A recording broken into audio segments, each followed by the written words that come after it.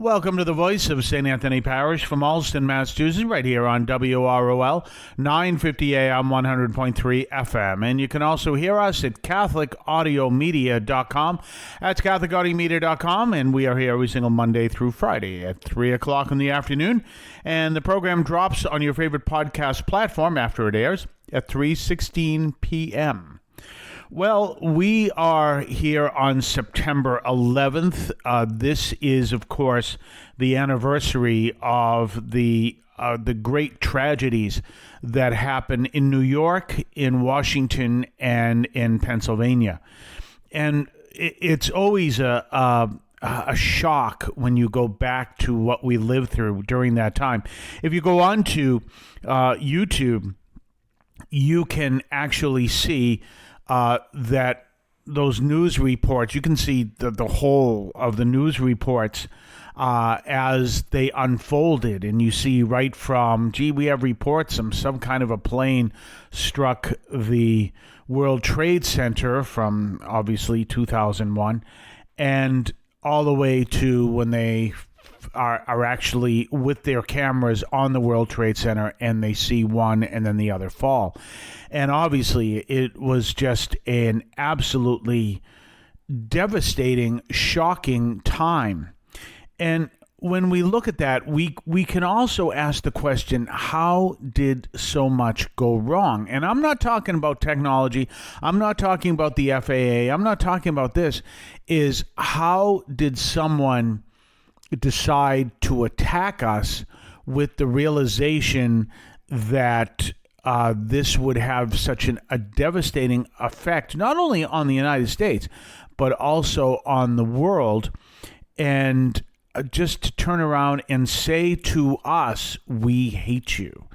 And one of the things to kind of think of and realize when we look at that is also how we responded. We saw some bad responses and some good responses. Obviously, the bad responses, you may remember, is Muslim gas station owners, Muslim people who may have owned businesses and everything were severely persecuted.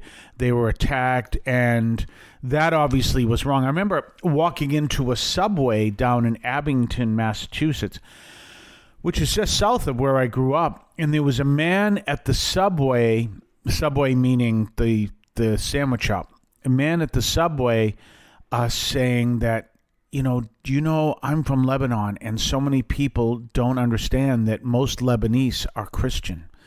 And the look in his eyes was, that whole devastation of that feeling of we're lumped in with all of them.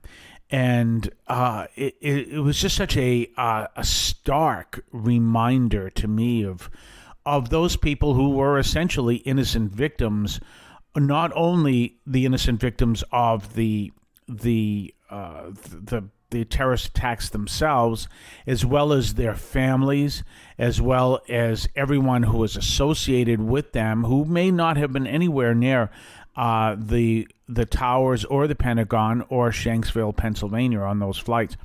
But they were just devastated by the loss of this loved one.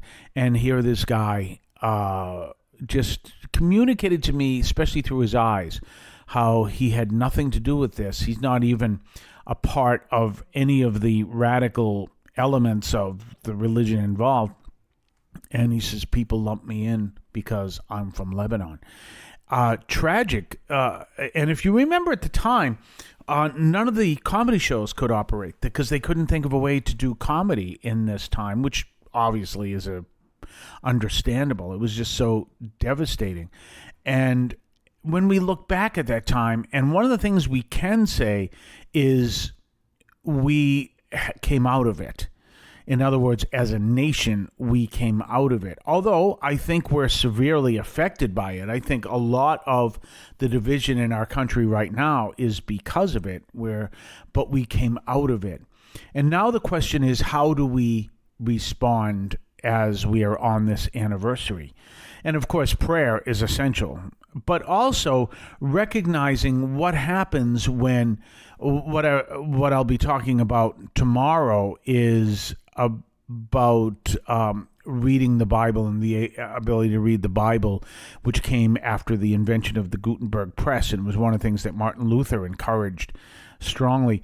And when you look at that and you realize, but looks what happens when you take Scripture and misinterpret it, or you take Scripture and you don't look at how this does not fit with what we truly believe. And if you understand, and we'll say, well, that was the Quran and Muslims.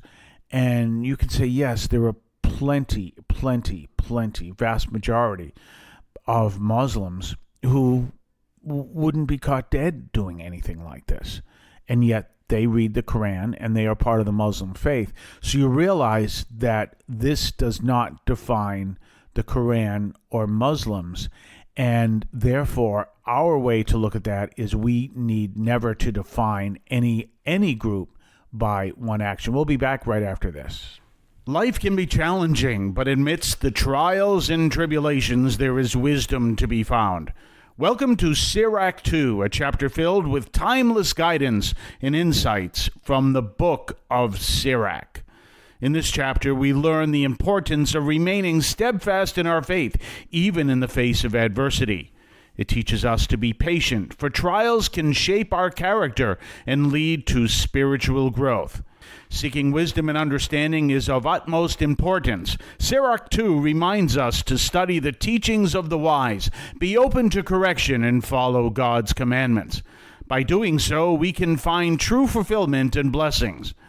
Don't be discouraged by the temporary prosperity of the wicked or the challenges you may face.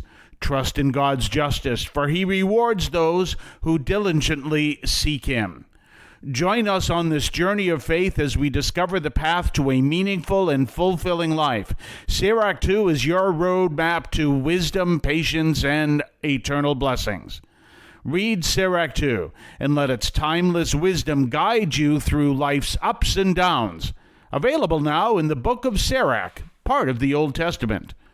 Brought to you by the voice of St. Anthony Parish in Alston. We're back, and we're talking about this reality of the aftermath of 9/11. I talked to you about the man from Lebanon I met in a Subway sub shop who had that hurt in his eyes because he realized people lumped him in with people who were involved or would have committed this terrorist act, which obviously would be an extreme minority of what ultimately were radical practitioners of the Muslim faith. Another time I had an opportunity, they had Visit a Mosque Day, and so I did. And there's a mosque up here, and there were actually two of them, but there was one up there near Chestnut Hill Ave here in Brighton. And I had the opportunity to visit the mosque. It was, and they had, of course, other people, and they gave us a tour, and they told us about their faith and everything else.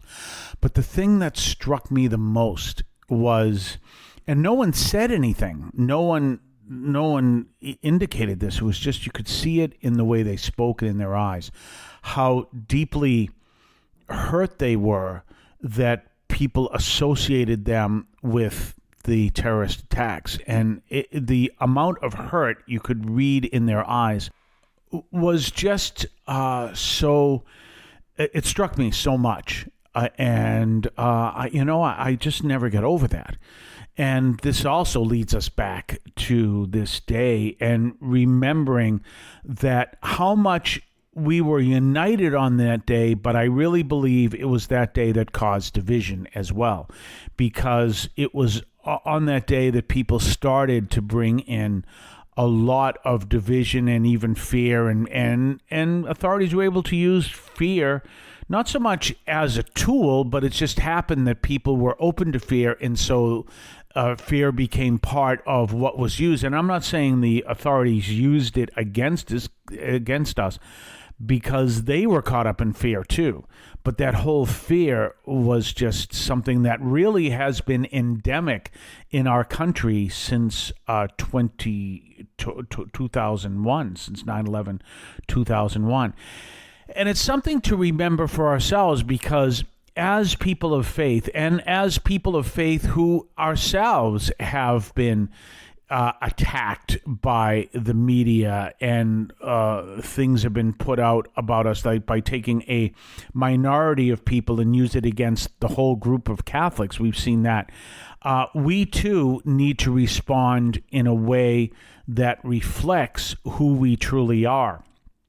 You know, I have a strong love for the Catholic worker movement, but you may or may not know it is pacifist, and I don't know how pacifist I can be, but it is pacifist, totally pacifist, to the point where one of the things that I preach, I am actually, I'm a veteran, but I refuse to own any kind of a firearm. And so it is pacifist. It was pacifist during World War II. That's how pacifist it is. So, but when you hear people talking about, we'll say, what the Catholic worker describes themselves as radical evangelical Catholics, they may not understand that that means living the faith very powerfully in a pacifistic way. Incredibly powerful, but people fear religion, and because they think of violence with religion, and the two don't mix at all. Then you saw on January 6th, which should never have happened. Say what you want on how it started, the whole bit. It should never have happened at all. But I think you had that fear that was endemic that brought into a total distrust of the government, and that had no place. That's not the way you express it.